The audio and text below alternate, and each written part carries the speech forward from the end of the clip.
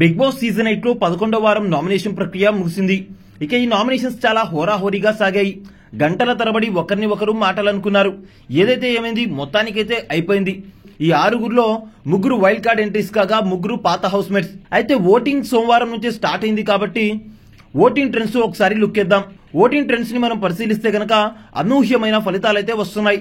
ముందు వచ్చిన వారికన్నా వెనక వచ్చిన వారికే అగ్రతాంబూలం అన్నట్టుగా అశ్వత్థామ గౌతమ్ దూసుకెళ్తున్నాడు ఓటింగ్ లో మొదటి స్థానంలో. ఇక రెండో ప్లేస్ లో ఇట్స్ ప్యూర్లీ మై ఒపీనియన్ అంటూ వచ్చిన టేస్టీ తేజ బలమైన పాయింట్లతో నామినేషన్ లో తనని తాను డిఫెండ్ చేసుకోవడంతో ప్రేక్షకులందరూ కూడా అతని వైపు న్యాయం ఉంది అంటూ అతనికి ఓటింగ్ లో ప్రవాహం లాగా గుద్దుతున్నారు ఓట్లని. ఇక మూడో స్థానంలో యష్మి, నాలుగో స్థానంలో అవినాష్ 16-14% ఓట్లతో ఉన్నారు.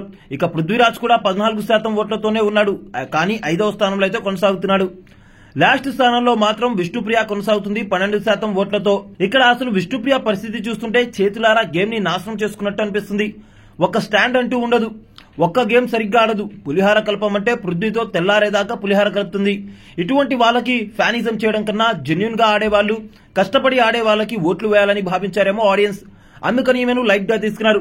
అయితే ఇది ఓన్లీ ఫస్ట్ డే ఓటింగ్ మాత్రమే, కింద పైన మళ్లీ జరగవచ్చు. ఈ వారం గనక ఏ పర్ఫార్మెన్స్ లేకపోతే విష్ణుప్రియకి సెండ్ ఆఫ్ చెప్పడమే తరువాయి. మరోపక్క అవినాష్ ఇప్పటి వరకు నామినేషన్స్ లోకి రాలేదు. ఇది అతనికి మొదటి నామినేషన్. అది అతనికి నష్టం చేకూర్చే అవకాశం కూడా ఉంది. ఎందుకంటే మొదటిసారి ఓటింగ్ లోకి వస్తున్నాడు కాబట్టి ఓట్లు తక్కువగా పడే అవకాశం లేకపోలేదు. అయితే ఈ వారం మీ దృష్టిలో ఈ హౌస్ లో నుండి ఎలిమినేట్ అయ్యే కంటెస్టెంట్ ఎవరో కామెంట్ రూపంలో తెలియజేయండి.